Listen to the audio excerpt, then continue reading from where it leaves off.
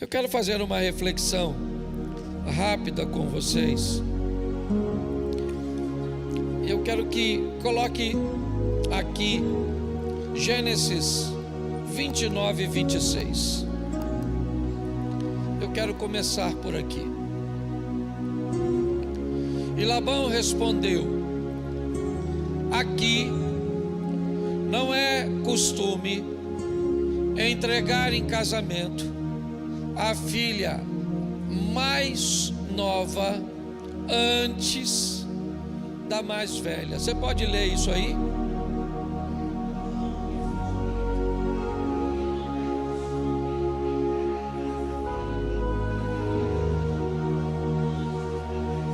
Feche seus olhos. Senhor nosso Deus e Pai, em nome de Jesus, continua falando conosco. Usa-me como um canal de bênção nesta hora. É o que eu te peço, Senhor, em nome de Jesus. Amém. Glória a Deus. Amém. Eu quero falar um pouco hoje com vocês sobre acordos mal feitos. Pessoas que não prestam muito atenção naquilo que está se predispondo a fazer ou a aceitar, e acabam tendo que enfrentar sérios problemas ao longo da sua caminhada. Essa história, ela é um momento muito difícil na vida de Jacó. Ele havia traído seu irmão, roubando-lhe a primogenitura. Criou Jacó, mediante a essa situação, algo tão desafiador que não havia acordo naquele momento. Os ânimos estavam tão acirrados que Esaú estava predisposto a matar Jacó. Ele disse que só não mataria Jacó por causa de seu pai Isaque. Ele nem diz que é por causa de Rebeca, sua mãe, porque Rebeca foi comparsa de Jacó, certo? Nessa situação. Esaú diz: olha, assim que papai morrer, eu vou matar você. Rebeca viu que as coisas não estavam boas. Instrui a Jacó que faça uma viagem, que vai passar um tempo com seu irmão Labão, até que a ira de Esaú passe, até que o rancor de tudo aquilo acabe diminuindo. E nesse ambiente, Jacó faz essa viagem para a casa de seu tio. Quando ele chega em Padan-Aram, ele encontra uma menina, cuja qual ele se encanta, seu nome Raquel. Ele fica impressionado com ela, dá água a seus camelos e tem ali uma afeição muito grande. Ela vai comunicar a seu pai que um homem forte removeu a pedra sozinho, algo que era necessário, mais de uma pessoa para fazer, e deu água a camelos que não lhe pertenciam. Labão, encantado com aquela situação, com aquele homem tão prestativo que estava chegando nas suas terras, busca conhecê-lo e descobre que ele, na verdade, é seu sobrinho. Jacó, então, pede a Labão a mão de Raquel em casamento. Eles então fazem um acordo de que, se Jacó trabalhar 7 anos, esse seria o dote estabelecido por Labão pela mão de sua filha Raquel. É lógico que Jacó sabe que Raquel não é filha única. Ela tem uma irmã chamada Lia ou Leia em algumas traduções. Ela é um pouco mais velha, mas me parece que a cultura da casa de Labão é diferente da cultura da casa de Rebeca. Me parece que o estilo de vida e como as coisas funcionam na terra onde Labão mora é diferente do modelo cujo qual sua irmã Rebeca, seu cunhado Isaque estabeleceu. Mas Jacó, ou me parece que isso passa por despercebido, e há um negócio mal feito nessa situação. Informações não foram esclarecidas. Mas qual é o grande problema dessa história? É que se Jacó estivesse vivendo na terra de seus pais, aquilo que ele imaginou na sua mente que valeria, é o que estaria valendo. Porém, quando ele muda também as leis. Quando ele muda, também muda o protocolo. Mas me parece que isso passou despercebido. Quando Jacó sai de sua terra para ir morar na terra de seu tio, o que vale na terra de seu tio não é as leis de seus pais, é a lei de seus tios. Quando alguém resolve deixar o mundo para viver no ambiente do reino, o que vale agora para ele é a lei do reino.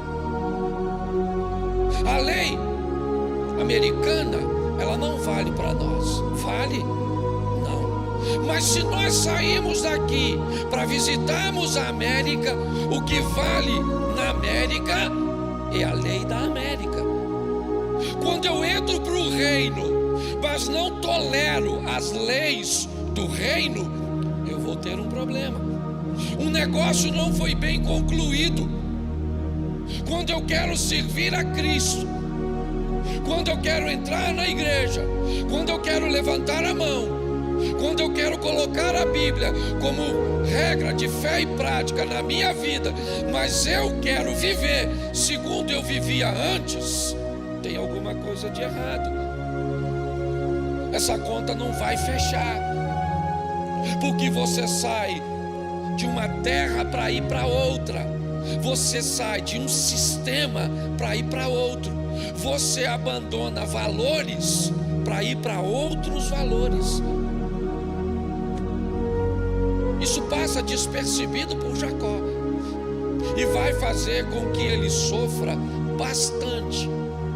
Hoje tem pessoas que querem levantar a mão e aceitar Jesus, mas querem continuar seu estilo de vida anterior, querem continuar com sexo livre, querem continuar com hábitos, costumes, maneiras e regras que não eram erradas no ambiente onde ele estava, mas ele não está mais lá. Ele veio para uma igreja, ele resolveu viver com Cristo, mas ele quer viver com Cristo como se estivesse lá fora. Quando Jacó trabalha para se casar com Raquel, chega o dia do casamento. Ele está esperando receber a mulher cuja qual ele trabalhou. Sim, ele tem todo o direito. Porém, no dia do casamento, alguma coisa aconteceu que eu confesso a você que eu não sei.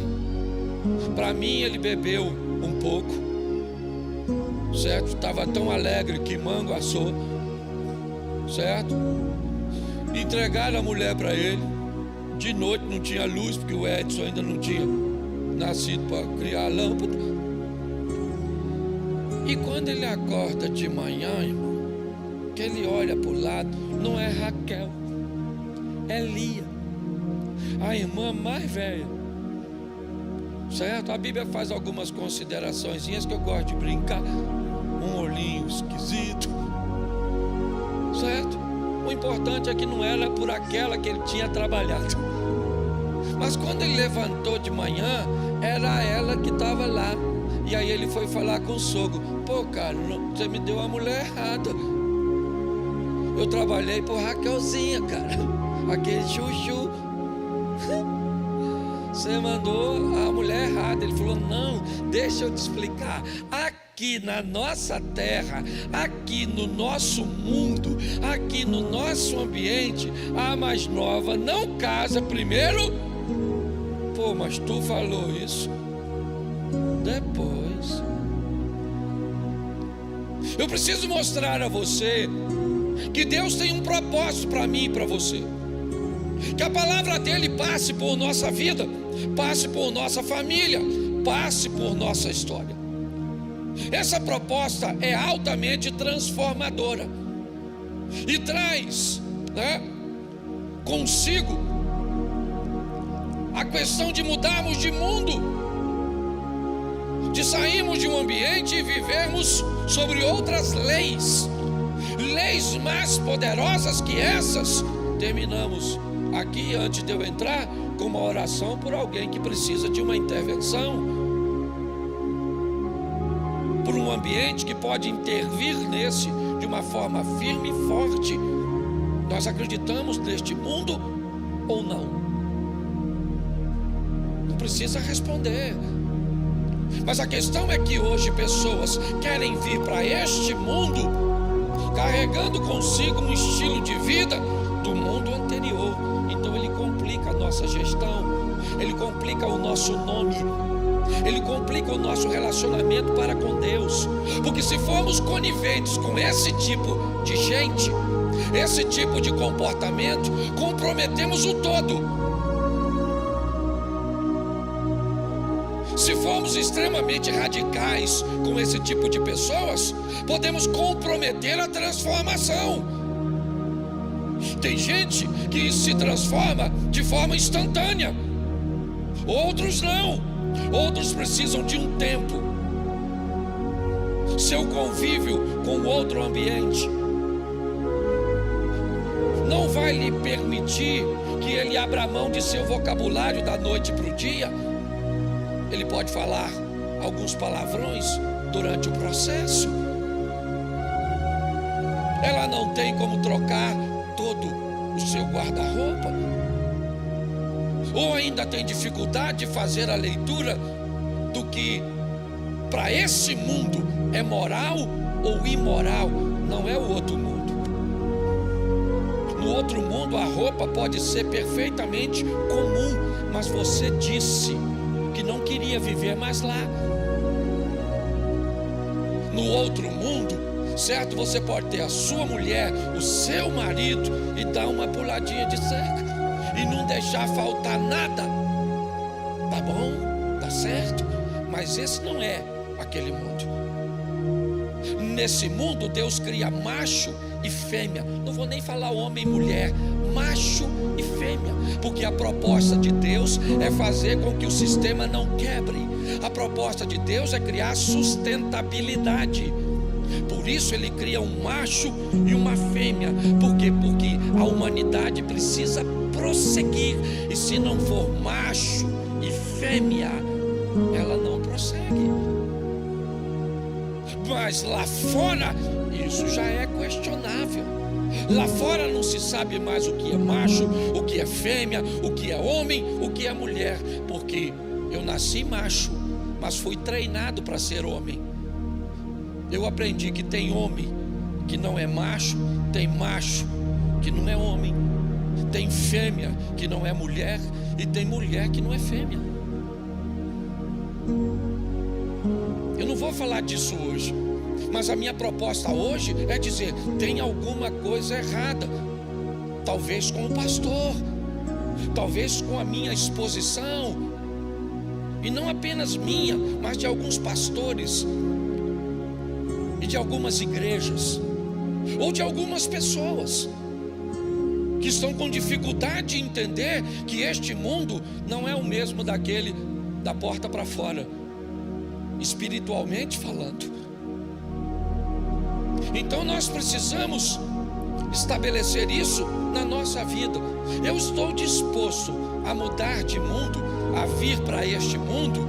Então este mundo fala de dízimos, este mundo fala de oferta, este mundo fala de fidelidade, este mundo fala de oração, este mundo fala de jejum, este mundo fala de leitura bíblica. Este mundo fala de amor ao próximo, de respeito aos idosos. Neste mundo poucas coisas mudaram. Os princípios e valores ainda permanecem os mesmos. Mas quando pessoas vêm para este mundo querendo fazer com que este mundo se adapte ao seu anterior, aí nós vamos ter uma ruptura.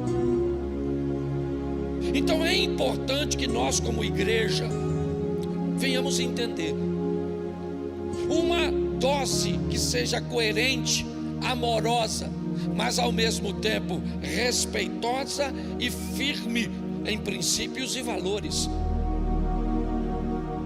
Uma postura que nos faça não aceitar aquilo que a Bíblia condena ou que esse mundo rejeita, mas aquilo também que nos faça não colocar para fora alguém que pode não mudar na mesma velocidade que eu mudei.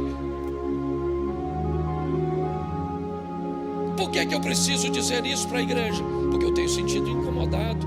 Eu vim de uma reunião de pastores, certo?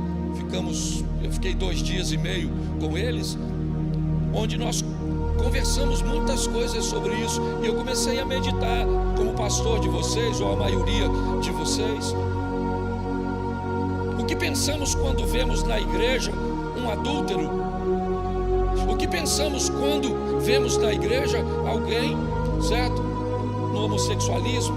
O que pensamos quando vemos alguém na igreja, certo, com uma vida que este mundo reprova? Não sou eu, é este mundo que reprova. O que eu faço? Eu finjo que não vejo e comprometo o todo? Ou não, eu sou implacável, certo? E vamos pegar e erradicar e não oferecer a proposta de mudança para as pessoas que podem não conseguir mudar na mesma velocidade. Eu preciso abrir falando com vocês isso, porque eu vejo que hoje muitas pessoas estão como Jacó. Jacó e Labão, 2 mundos diferentes que se chocam. Por quê? Porque não tiveram a decência de expor um para o outro, né? Porque me parece que Labão fez de forma proposital. Mas 7 anos já era para alguém ter falado para o Jacó: Jacó, deixa eu falar uma coisa para tu, essa conta vai fechar não, porque Lia é mais velho. Aqui não é na sua casa, aqui não é no seu mundo, aqui as regras são diferentes. Então, se você não está disposto a obedecer essas regras nunca, é melhor mudar de mundo. Se você não consegue obedecer essas regras agora, não saia deste mundo. Se o que você não tem é força o suficiente para transformar, se você não tem a força suficiente para parar de uma forma, enfática, beleza, não precisa sair desse mundo, continue aqui. Agora não espere que não vai sair daqui palavra de condenação para aquilo que este mundo condena, palavras de aprovação para aquilo que este mundo rejeita, porque nós não estamos brincando de ser crente. Você está entendendo?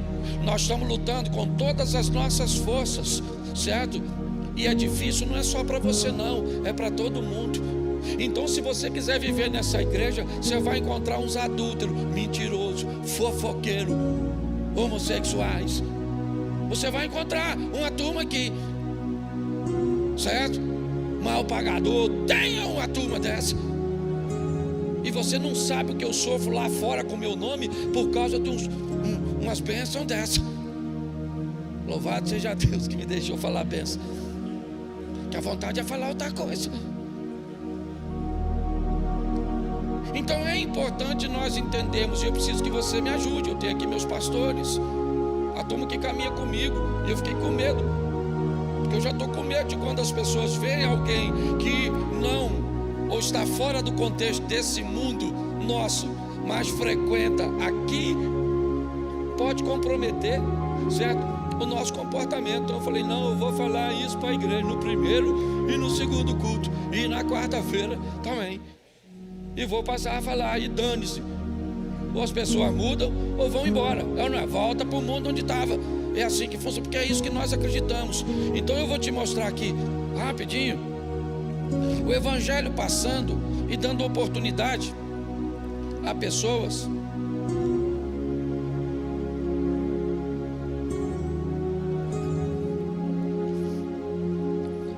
de mudarem ou não.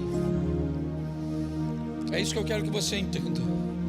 Pessoas recebem a oportunidade, mudam ou não. Nem sempre, é isso que eu quero que você entenda, nem sempre de forma instantânea.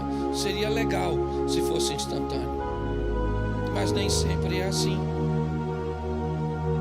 Às vezes o pecado e o erro de alguma pessoa aparece com mais facilidade do que a outra, e aquele que seu erro é encoberto por alguma coisa é até capaz de julgar aquele erro mais visível, até mesmo para que isso não atraia atenção para o seu. E nós, como liderança, precisamos estarmos atentos a todas essas coisas. Então, preste atenção em alguém que saiu de seu mundo para viver uma experiência extraordinária com Deus. Coloca para mim Gênesis 12, 10. Gênesis 12, verso 10, ok. Houve fome naquela terra e Abraão desceu ao Egito para ali viver algum tempo, pois a fome era rigorosa.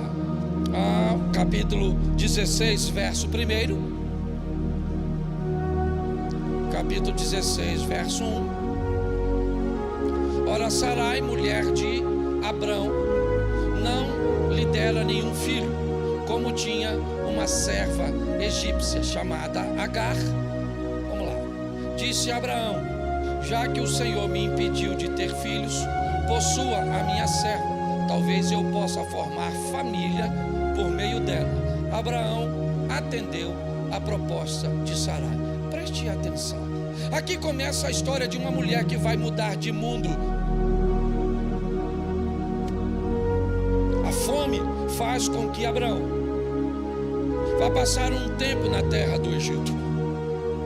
Ao sair do Egito, ele comprou ou ganhou de presente uma mulher, uma escrava.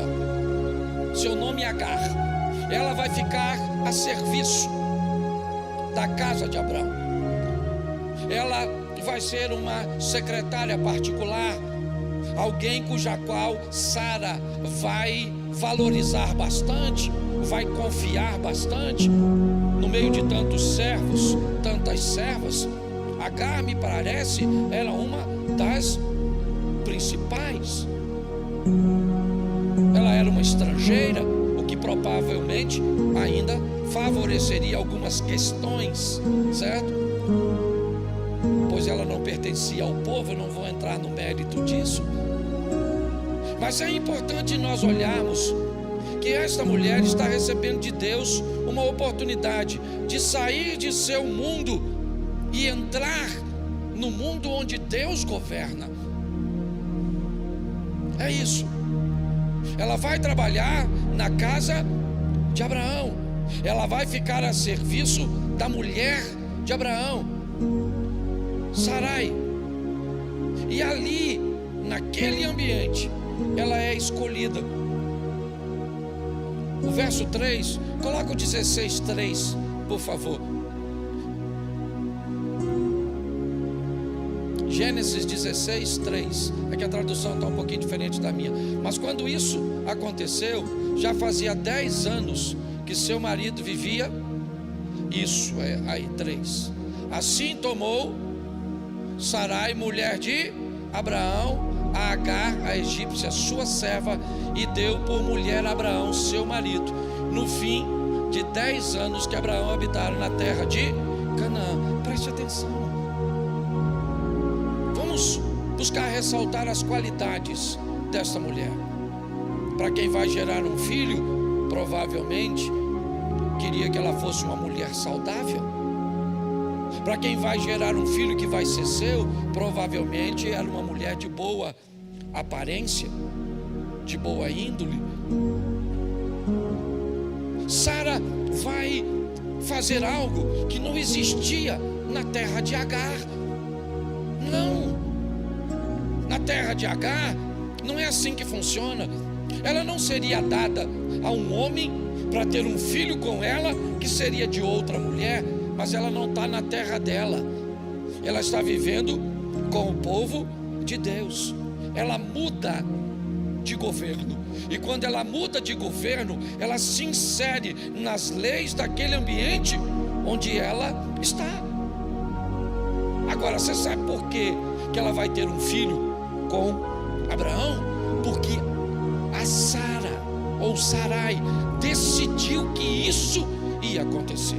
Quem está dando a oportunidade a essa mulher é sua senhora. Ela jamais se deitaria, ou Abraão jamais se deitaria com Agar, se não fosse por consentimento de Sara. Ela tolera, não é apenas porque é uma escrava, mas porque está debaixo daquela cultura, porque está debaixo, certo, daquele ambiente onde aquilo é permitido. Mas o verso 4, me ajude aí, 16:4. Ele entrou Agar, e ela concebeu, e vendo ela que concebera, foi a sua senhora desprezada aos seus. Opa, vambora, tá certo. Bom, agora ela está grávida de Abrão, e quando Agar se vê grávida do patrão, ela esquece quem foi que lhe deu condições de viver isso, e ela começa a não tratar mais a Sara como sua senhora de verdade. Ela teve dificuldade de governar a oportunidade que estava vivendo. Ela teve dificuldade de governar o ambiente que agora ela estava inserida. Então ela vai aprender algumas coisas nesse ambiente com quem não é capaz de honrar. Porque preste atenção, quando nós estamos lá fora, essa palavra honra, ela é quase subjetiva. Essa palavra honra, ela não é literal, ela é figurada. Mas quando você vem para o reino de Deus, nesse reino, a palavra honra tem um peso que, se você não aprender, você vai sofrer sérias consequências. Grande parte de tudo aquilo que eu vivo até hoje, o que sustenta o que eu vivo, vocês caminham comigo, e muitos de vocês de perto. Já vi muitos de vocês questionando minha vida de oração. Já vi muitos de vocês questionando algumas coisas que são particulares entre eu e Deus. Mas eu amadureci para isso. Eu não tenho dificuldade quando as pessoas me avaliam segundo seus modelos espirituais, seus modelos teológicos, eu não tenho problema. Mas eu vou falar uma coisa para você. Hoje, praticamente, quase tudo que eu vivo por um motivo: honra. Honra, eu aprendi o que é honra no reino. Honrar as pessoas, honrar meu pai e a minha mãe mediante a tudo que aconteceu. Honrar as pessoas que me consagraram, as pessoas que me ajudaram, as pessoas que fizeram parte. Honrar a minha mulher. Você tem noção? O primeiro carro zero da minha casa foi dela. Uma maneira que eu pudesse honrá-la. Honrar as pessoas que me ajudam. Quando nós saímos daquele mundo para esse, Agar não entende isso. Então, quando ela vê a oportunidade de se tornar alguém, de ser alguma coisa, ela despreza Agar. E aí ela começa a ter problemas. Verso 7. Eu não posso falar muito, esse culto é curtinho. Vamos lá. O anjo do Senhor a achou junto à fonte de água no deserto, junto à fonte no caminho de Sur, e disse: Agar. Agar o quê? Agar o quê? Quem foi que usou isso? O anjo. O anjo chega na fonte e chama Agar por quem ela era, ou pelo menos quem ela deveria ser. Não interessa o que ela está vivendo no momento, ela precisa saber que independente do que ela vive, ela não pode abandonar a honra. Quando nós vamos nos relacionar nesse reino, no reino de Deus, você tem que aprender a honrar sua esposa, você tem que aprender a honrar seus pais. Não interessa o que está acontecendo lá fora, não interessa. Não interessa se seu pai é bonzinho ou não é. A Bíblia não está falando de honre os pais que são bons. Não, honre seu pai, honre seu cônjuge, honre as pessoas idosas, trate as outras mulheres, certo? Como se fossem suas irmãs. São princípios. Honre aquilo que você está trabalhando, quer o seu patrão esteja perto, quer ele esteja longe, porque Deus está sempre perto. A honra, ela está fugindo, porque por desonrar, Sarai ficou com raiva e começa a pressioná-la. Então ela foge, fica sozinha, perto de uma fonte, e na fonte Deus vem conversar com ela, através de um anjo, e diz: Agar, serva de Sarai, de onde vens e para onde vais? De onde você está vindo e para onde você está indo? Olha o que o anjo pergunta para ela: qual é a sua direção, qual é seu destino, para onde você está indo? E ela disse: eu venho fugida da face de Sarai, minha senhora. Presta atenção, bota o verso seguinte. Então lhe disse o anjo do, faz o quê? Torna-te a tua e humilha-te debaixo da tua. É isso aí. É chato isso, né? Essa palavra humilhação, na verdade não tinha nada a ver com humilhação. Volte, serva de Sarai, e continue sendo serva de Sarai. Talvez a humilhação exposta aqui agora não tem nada a ver como uma humilhação em si, mas simplesmente um caminho de volta para onde ela nunca deveria, ou de onde ela nunca deveria ter saído. O anjo está conversando com ela e começa a expor a ela algumas coisas. Mas bota o verso 10.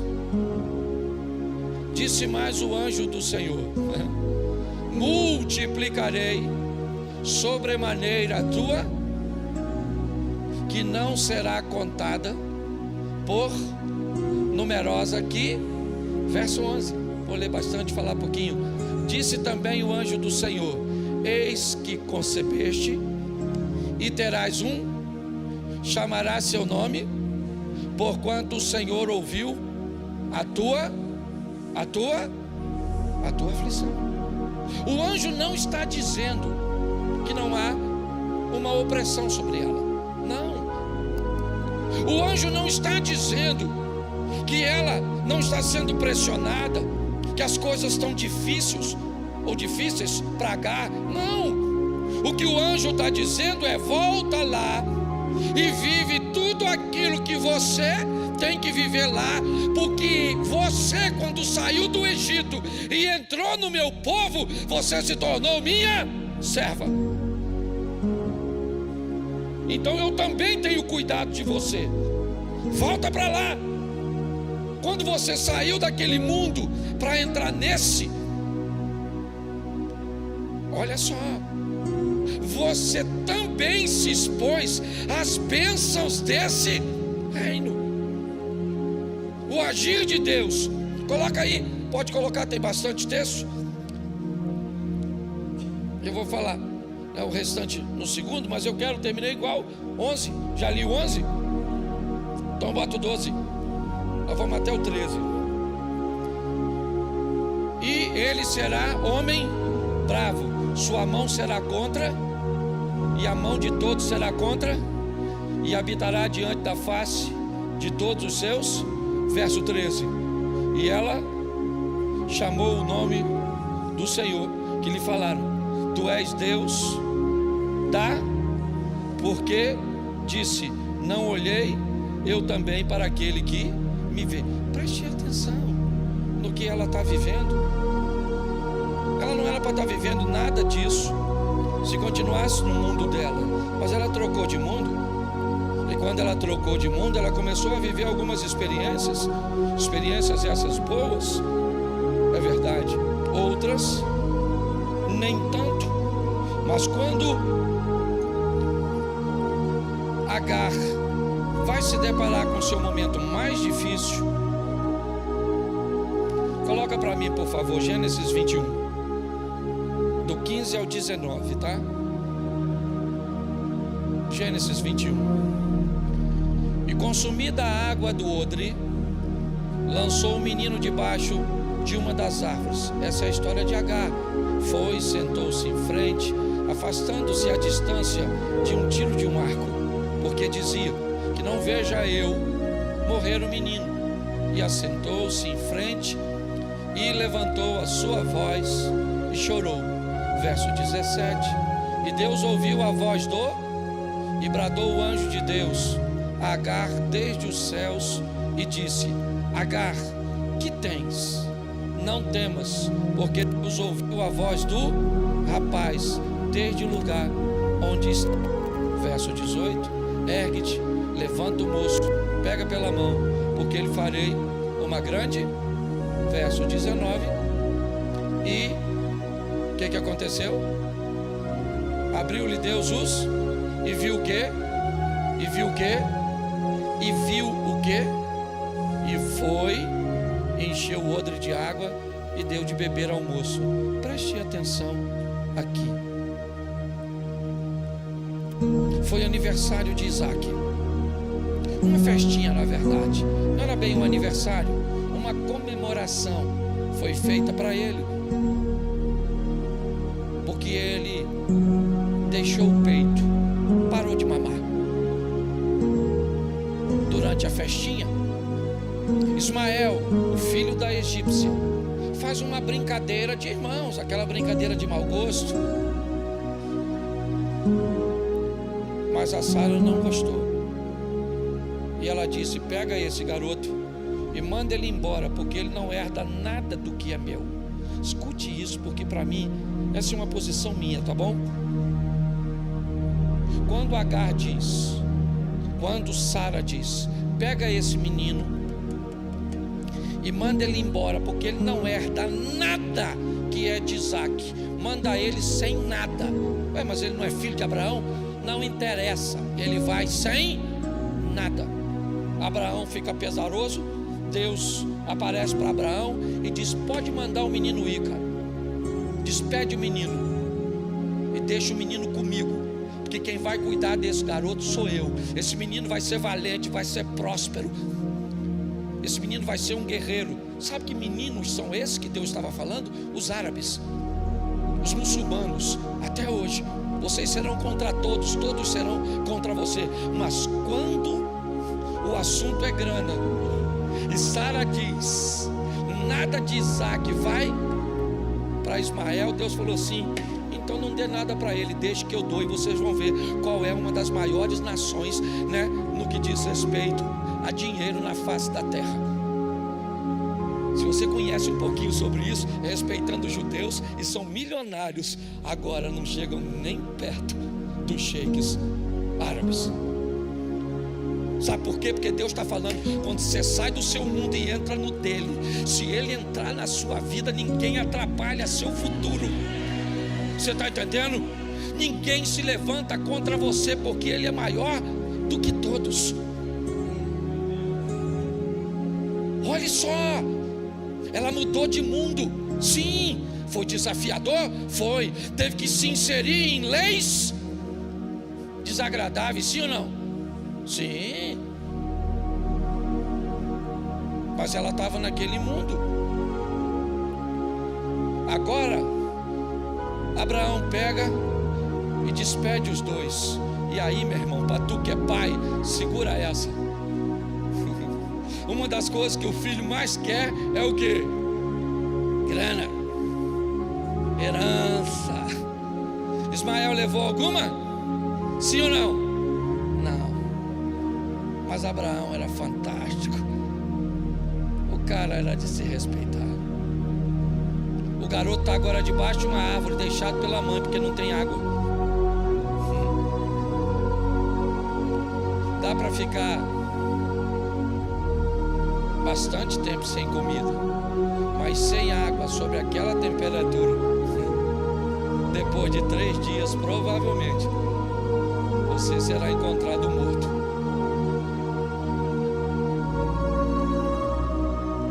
Eu gosto. Volta o 18,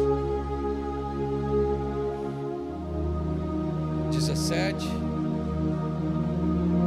E Deus ouviu um versículo antes. A mãe dele deixa ele embaixo de uma árvore para morrer. Ele tem dinheiro? Ele tem água? O que Abraão deixou de herança para esse garoto? A oração. O pai disse para o filho: o dia que eu não tiver, sua mãe não tiver dinheiro, não tiver ninguém para te ajudar, eleva meus olhos para os montes, de onde virá o meu socorro. O meu socorro vem do Senhor que fez os céus e a terra. Ele não deixará vacilar o teu pé, não tosquenejará nem dormitará o guarda de Israel. O Senhor é quem te guarda, a vara e o cajado do Senhor é o que nos sustenta. Esse cara deixou a coisa mais poderosa que podemos deixar de herança para nossos filhos. Dizer para ele: saiba que Deus está o tempo inteiro com você. A voz do menino: a mãe está chorando. O menino falou: estou lascado em Deus. Papai me mandou embora sem herança e mamãe me deixou para morrer. O anjo foi lá e falou: Agar, ó, Deus escutou a voz do menino. Enquanto você está chorando, o menino está orando. Olha aí para o lado, Agar. Sabe o que ela viu? Um poço. O texto não diz que Deus fez aparecer o poço. A Bíblia diz que o poço estava ali, mas ela estava tão envolvida, tão preocupada, que não via a solução. Você quer mudar de mundo? Mude. Não quer? A decisão é sua. Se não tem certeza, fica conosco. Pode estar vendo pornografia, fumando maconha, se deitando com alguém do mesmo sexo, não pagando os outros. Eu seguro. Agora aqui nós não vamos facilitar, não. Aqui pecado é pecado. E nós vamos, porque o dia que eu não puder denunciar pecado aqui, eu deixo de ser pastor. É importante nós entendermos isso. Mas somos amorosos. Mas eu aprendi com Deus, sabe o que? Justiça e misericórdia. Se você usar misericórdia demais, certo? Fica bobo. Justiça demais fica implacável. Então, se você tolerar nós falarmos contra aborto, contra homossexualismo, contra adultério, contra divórcio, contra essas coisas que o mundo que nós inserimos condena. Enquanto der para falar aqui, a gente fala com aquilo nos filmando. O dia que não der mais para transmitir, a gente corta a transmissão. O dia que não der mais fazer com a igreja toda, a gente faz nos lares. Mas nós não vamos parar de fazer. Você está entendendo? Tá certo? Por quê? Porque nós saímos de um mundo, entramos nesse e gostamos do que recebemos.